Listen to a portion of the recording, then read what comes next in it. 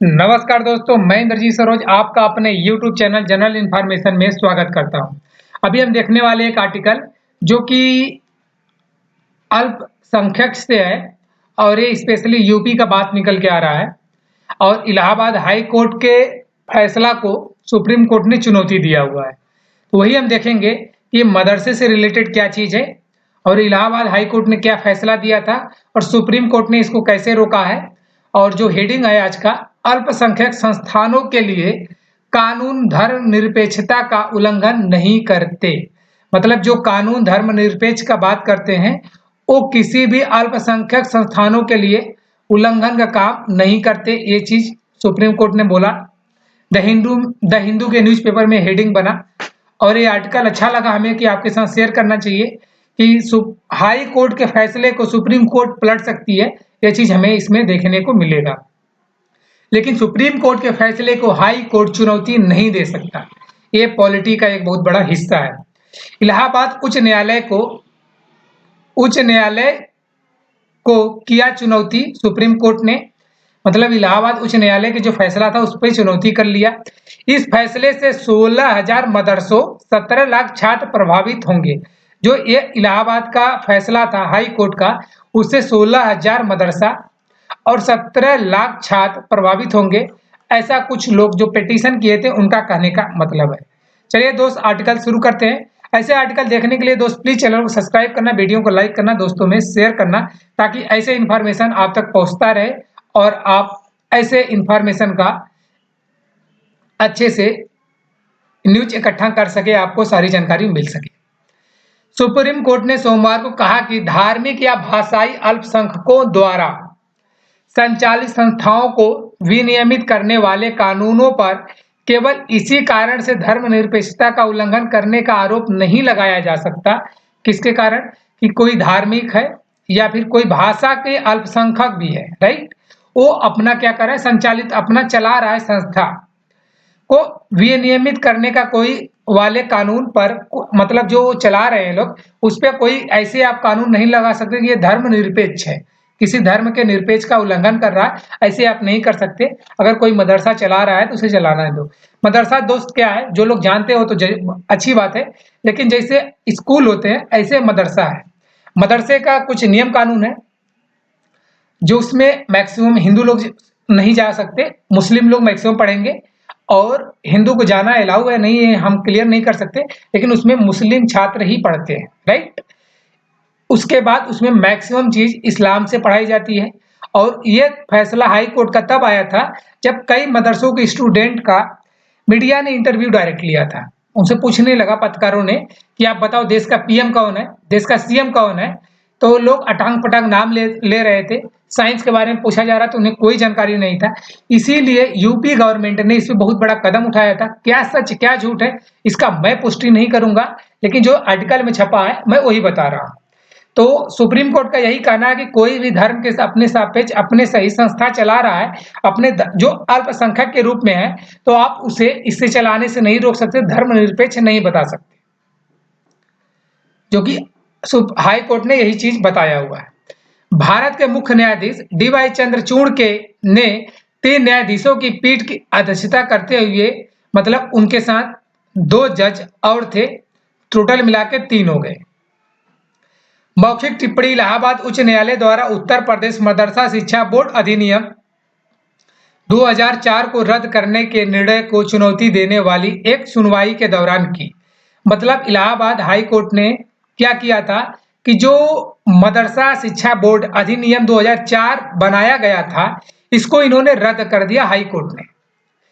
तो उसी को सुप्रीम कोर्ट ने चुनौती दिया कि आप इसे रद्द नहीं कर सकते। यह अधिनियम राज्य में मदरसे को विनियमित करता था।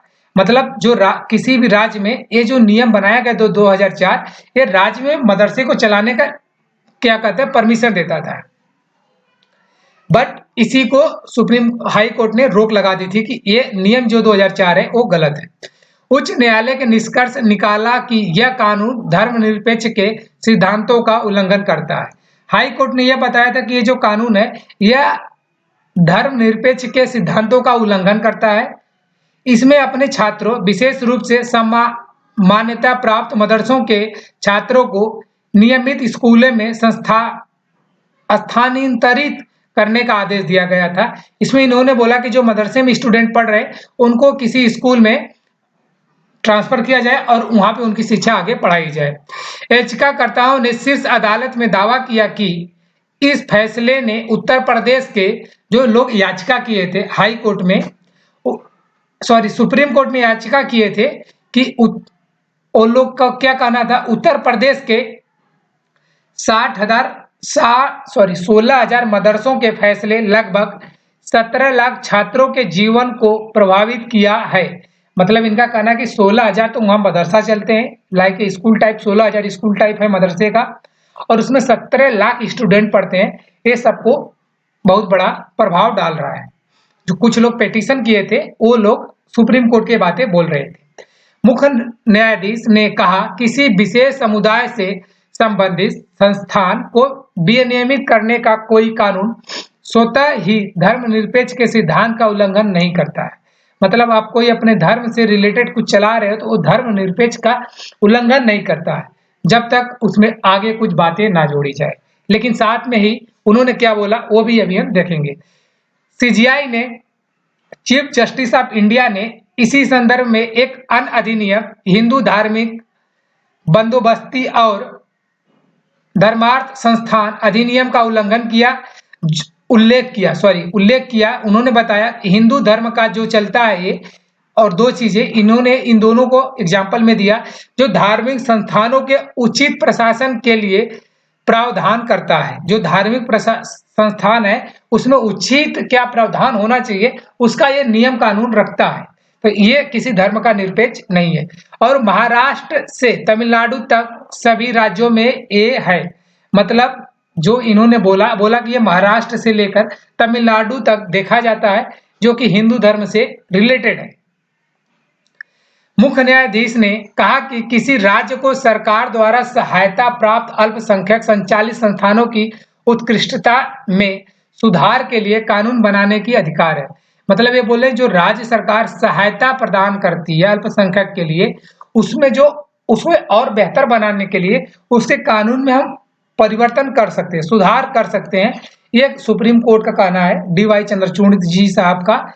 बट आप उसे गैर जिम्मेदार नहीं ठहरा सकते। यह राज्य के महत्वपूर्ण हित में है। यह युवा बच्चे हैं जो मदरसों में आते हैं, उन्हें व्यापक शिक्षा की आवश्यकता है। उन्हें उचित जीवन जीने के लिए आवश्यक विषयों की मूल बातें सीखनी चाहिए।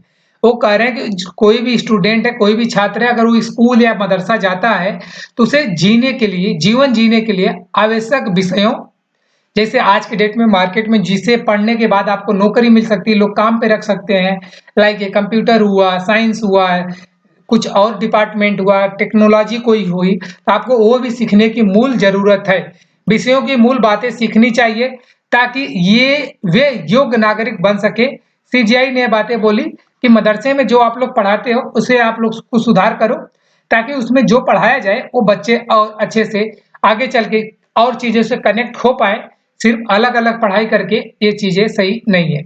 वरिष्ठ अधिवक्ता मेनका गुरुस्वामी ने कहा कि ये वकील है।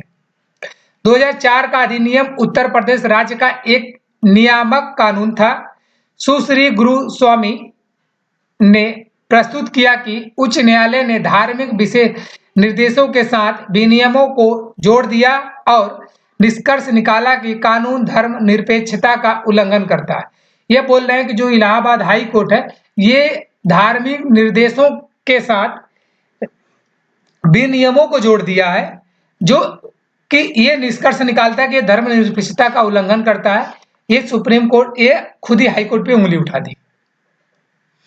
मुख्य न्यायाधीश ने बताया कि अनुच्छेद 30 अल्पसंख्यकों को अपने संस्थानों की स्थापना और प्रशासन करने में सक्षम बनाता है।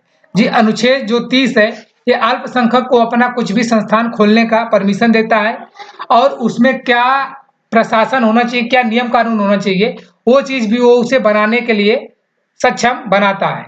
ये आर्टिकल 30।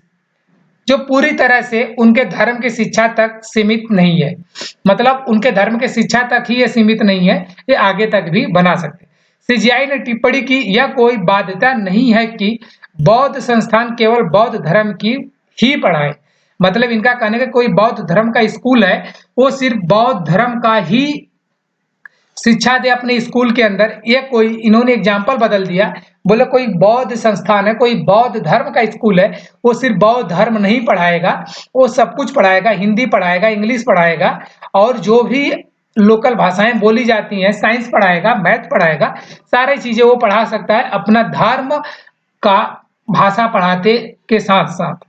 मतलब अपना आप सिर्फ अपनी हिस्ट्री नहीं पढ़ाओगे, हिस्ट्री के साथ आप इंडिया का जियोग्राफी भी पढ़ाओगे, इंडिया का आप जो भी है यहाँ का विषय चलते हो सब पढ़ा सकते हो। ये खुद डी.वाई. चंद्रचूड़ ने ये बातें बोली है। याचिकाकर्ताओं ने तर्क दिया कि उच्च न्यायालय ने पाया है कि मदरसे संविधान के अनुच्छेद 28 का उल्लंघन करते हैं। जो लोग याचिका सुप्रीम कोर्ट में किए थे वो बोल रहे हैं कि मदरसा जो है अनुच्छेद 18 का उल्लंघन करता है, ऐसा हाई कोर्ट ने पाया हुआ है। जो राज्य द्वारा पूरी तरह से वित्त पोषित शैक्षणिक संस्थानों में धार्मिक शिक्षा को प्रतिबंधित करता है। मतलब ये बोल रहे हैं कि जो राज्य सरकार पूरी तरह से जी कुछ अगर स्कूल चल रहे हैं तो राज्य के अंदर चल रहे हैं, उसको गवर्नमेंट पैसा देती है।